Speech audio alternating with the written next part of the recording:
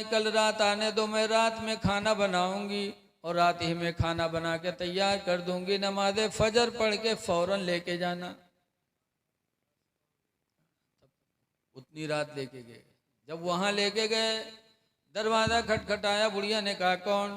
कहा मदीने का उमर है, खाना लेके आया है। तो दरवाजा खोल दिया। जब हजरत उमर खाना लेके गए तो क्या देखते हैं कि हजरत अबू बकर सिद्दीक रज़ी अल्लाह ताला अन्हु बुढ़िया को खाना खिला के और बर्तन बांध कर आने की इजाजत मांग रहे थे।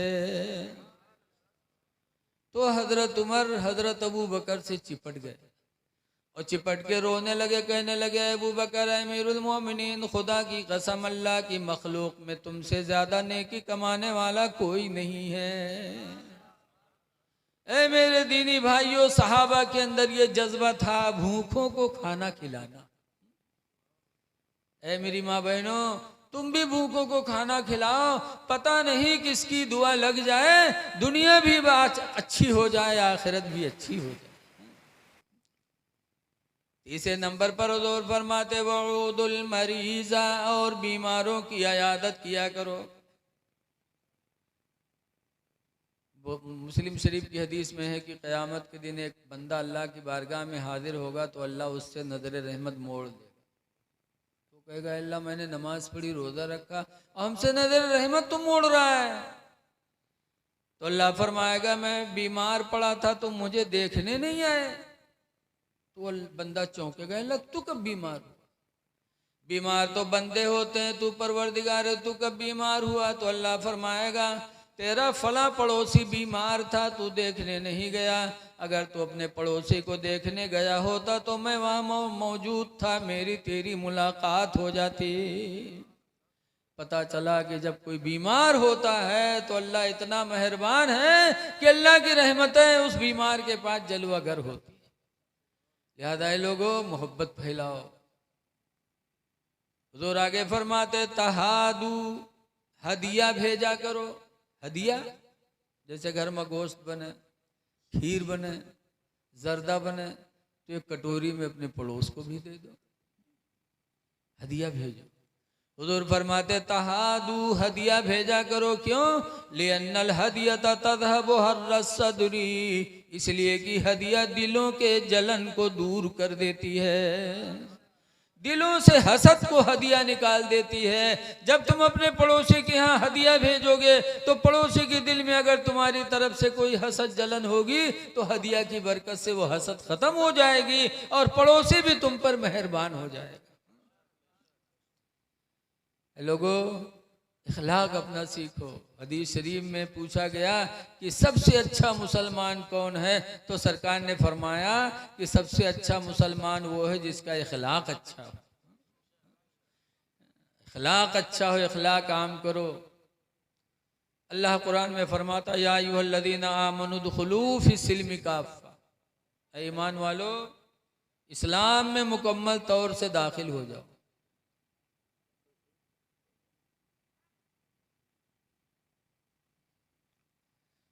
मेरे भाइयों, आज मेरे भतीजे का एक्सीडेंट हो गया है, तो नानपारा हॉस्पिटल में लेके गए हम, वहाँ जवाब मिला। बहरेज लेके गए, एडमिट किया और ईसा के बाद वहाँ से भी जवाब हो गया। उसके सर की नस फट गई है, लखनऊ लेके गए हैं। मैं भी परेशान हूँ, दुआ करिए आप लोग दिल से कि अल्लाह ताला उस बच्चे को शिफा दे दे।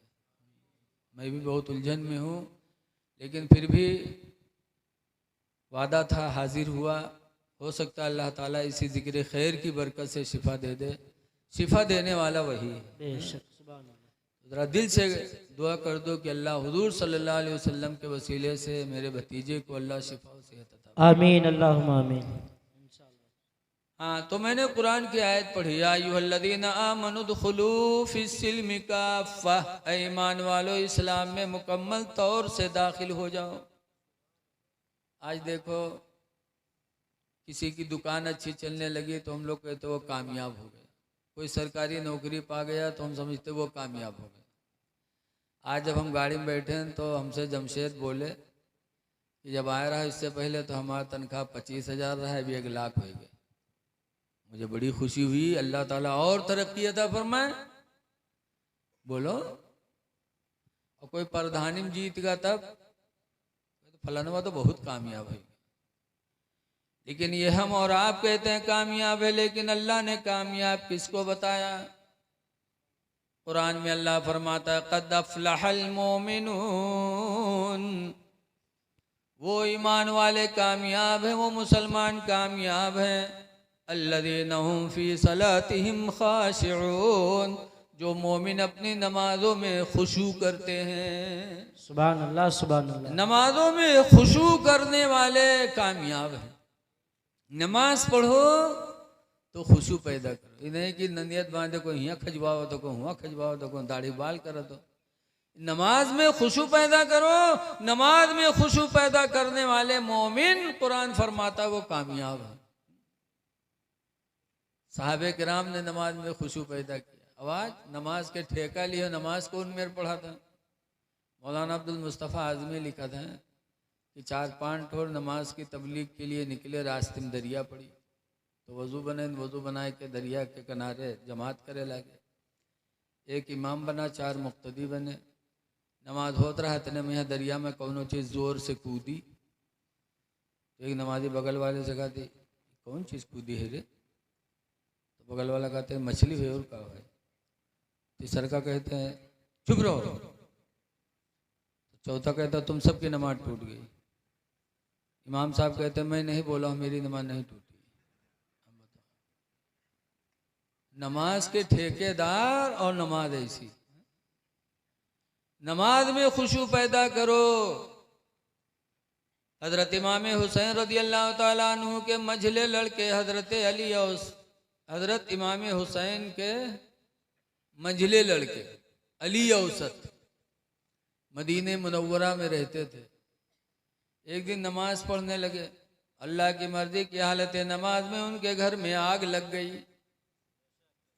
आग लगी, मदीने के लोग दौड़े आए, आग बुझाने लगे और हजरत अली औसत ऐसे ही नमाज पढ़ते रहे। नमाज में कोई फर्क नहीं आया। जब नमाज उनकी ख़त्म हुई तो मदीने के लोगों ने कहा ताज्जुब अली औसत कि हम सब इतनी दूर दूर से आकर के आपके घर की लगी हुई आग को बुझा रहे हैं और आप ऐसा नमाज पढ़ने लगता है, आपको कुछ पता ही नहीं चला। तो अली औसत कहते नहीं नहीं ना, अगर तुम लोग आग बुझा रहे थे तो मैं भी तो बुझा रहा था। आप कहाँ बुझा रहे थे? आप तो नमाज पढ़ रहे थे। हजरत अली औसत कहते तुम लोग दुनिया के पानी से दुनिया की आग बुझा रहे थे, मैं सजदा के जरिए आखिरत की आग को बुझा रहा था। आग मैं भी बुझा रहा था, आग तुम भी बुझा रहे थे। फर्क इतना है कि तुम लोग दुनिया की आग बुझा रहे थे, मैं आखिरत की आग बुझा रहा था। मदीने के लोगों ने जब सुना तो उस दिन से अली औसत कहना छोड़ दिया। मदीने वालों ने उसी दिन से उनका नाम ज़ैनुल आबिदीन रख दिया। ज़ैनुल आबिदीन, आबिदों की जीनत, इबादत की जीनत है इमाम हुसैन के लड़के अली औसत। ऐ मुसलमानों, अपनी नमाज में खुशू पैदा कर। कैसी नमाज थी इमाम ज़ैनुल आबिदीन, और इखलाक उनका कैसा, कितना अच्छा था। आप लोगों ने सुना होगा आज तो हम लोगों के अंदर बदले का भावना है, बदला लेंगे। लेकिन करबला वालों और नबी के घर वालों की जिंदगी सामने रखो, इंशाअल्लाह कभी बदले का जज्बा नहीं पैदा होगा। ये ज़ैनुल आबिदीन कौन है? करबला में बीमार थे, 22 साल के थे। इनके सामने भाई शहीद हुए, बाप भी शहीद हुए। और इमाम हुसैन जब शहीद हो गए तो इनकी लाश पर घोड़ा दौड़ाया जालिमों ने, जिस्म की हड्डियां टुकड़े टुकड़े की। कौन दौड़ाया था घोड़ा? एक बड़ा बदनसीब इंसान था जिसका नाम है मालिक बिन सिनान, जिसने घोड़ा दौड़ाया था। इमाम ज़ैनुल आबिदीन ने अपनी नजरों से देखा करबला में क्या गुजरी होगी दिल पर कि जिसके बाप को शहीद करके उसकी लाश पे घोड़ा दौड़ाया जाए। दिल कितना रोया होगा ज़ैनुल आबिदीन का। लेकिन क्या सीरत थी उनकी कि मदीने वापस आने के बाद करबला से जब हज का दिन आया तो हज करने गए। काबे का तवाफ कर रहे थे कि उसी काबा के तवाफ में ये मालिक बिन सिनान मिल गया। कहा ज़ैनुल आबिदीन मैं भूखा हूँ, मुझे कुछ खिला सकते हो? ज़ैनुल आबिदीन ने कहा चलो। लेके गए खीमा में, मालिक बिन सिनान को ज़ैनुल आबिदीन ने खाना खिलाया। और जब खाने से फारिग हो गया तो कहा मैं थोड़ा आराम करना चाहता हूँ। आराम करो। शाम हुई, कहा मैं रुकना चाहता हूँ। कहा रुक जाओ। रुका, फिर खाना खिलाया। एक दिन रुका, 2 दिन रुका, 3 दिन रुका, बराबर इमाम ज़ैनुल आबिदीन मालिक बिन सिनान की खिदमत करते रहे। और जब तीसरा दिन आया, चलने लगा कि मैं जा रहा हूँ, तो इमाम ज़ैनुल आबिदीन पूछते हैं कोई सवारी है? पैदल जाओगे कि कोई सवारी वारी है? कहने पैदल जाऊंगा, सवारी नहीं। तो इमाम ज़ैनुल आबिदीन कहते हैं मैं अपना घोड़ा आपको नजराना देता हूँ, ये मेरा घोड़ा ले लो, तुम मेरे मेहमान हो, पैदल न जाओ। घोड़ा दिया। जब मालिक बिन सिनान घोड़े पर बैठ गया तो ज़ैनुल आबिदीन कहते हैं जरा थोड़ी देर रुक जाओ। रुके। ज़ैनुल आबिदीन खीमे में गए, अब अंदर से एक थैली में अशरफियां लेकर के आए। क्या लेकर के आए? अशरफियां लेकर के आए ज़ैनुल आबिदीन। फरमाते हैं ये मेरी तरफ से तोहफा है आप। तो मालिक बिन सिनान घबराया, चौंका। कहा ज़ैनुल आबिदीन आपने शायद हमको पहचाना नहीं। तो ज़ैनुल आबिदीन कहते हैं आपको भूल जाऊंगा? खुदा की कसम कयामत तक तुमको नहीं भूलूंगा। मैं तुम्हें भूल जाऊंगा? मेरे नजरों के सामने मेरे बाप को शहीद किया, फिर मेरे नजरों के सामने मेरे बाप के जिस्म पे घोड़ा दौड़ाया, लाश की भी हुर्मती की। मैं तुम्हें भूल जाऊंगा? खुदा की कसम पहचानता हूं, कयामत तक पहचानूंगा। तब कहने लगा रे ताज्जुब है, पहचान रहे हो, इसके बावजूद 3 दिन से खाना खिला रहे हो, जा रहा हूं तो सवारी के लिए घोड़ा भी दे रहे हो, जिंदगी गुजारने के लिए तोहफा भी दे रहे हो, तुमको तो बदला लेना चाहिए। तो ज़ैनुल आबिदीन कहते हैं बदला क्या?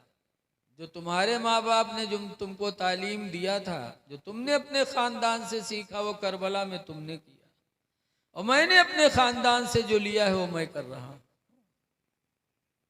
मेरे दीनी भाई, ये थे ज़ैनुल आबिदीन कि दुश्मन के साथ इतना अच्छा सलूक, और आज हम अपने पड़ोसी भाई के साथ, अपने सगे भाई के साथ सलूक नहीं कर पाते। भाई को पहचानो, भाई भाई होता है।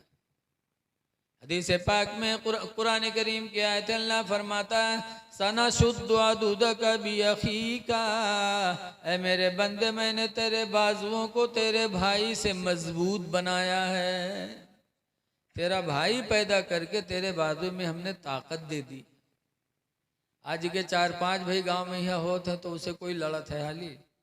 बोलो भाई, कहते हैं इसे लड़ी हो तो 5 भाई हैं, 5 लाठी हैं। अगर कौन हमने बप्पा के अकेले है तो जो पाओ थे गाँव थपरी आ गए थे, कहते तो अकेले ही के आई को आगे पीछे।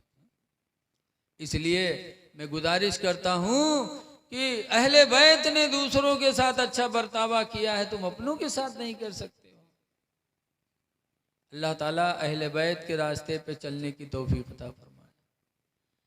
तो आज ये कमियां क्यों हैं? हमारे आपके अंदर तालीम नहीं। तो इसलिए गुजारिश है, अल्लाह फरमाता है ईमान वालों, ईमान के अंदर, इस्लाम के अंदर मुकम्मल तौर से दाखिल हो जाओ। चेहरे पे दाढ़ी रखा लो, भी मुफ्ती साहब ने भी कहा। अच्छा एक बात बताओ, रसूलुल्लाह सल्लल्लाहु अलैहि वसल्लम ने जो ये फरमाया है कस्तुस्सवारिब, मोछों को कतरवा डालो, वाफुल्लुहा, और दाढ़ी को बढ़ा लो, ये किससे कहा है? मुसलमानों से कहा है ना। हुजूर फरमाते खालिफुल मुशरिकीन, ऐ मेरे मानने वालों मुशरिकीन की मुखालिफत करो। कालू कैफा नुखालिफु या रसूल अल्लाह, मुशरिकीन ने कहा अल्लाह के रसूल हम मुखालिफत मुशरिकीन की कैसे करें? तो हुजूर फरमाते हैं कस्तुस्सवारिब, मोछों को कतरवा डालो, वाफुल्लुहा, दाढ़ी को बढ़ा लो। ये किससे कहा है मेरे नबी ने? सीताराम से? किससे कहा?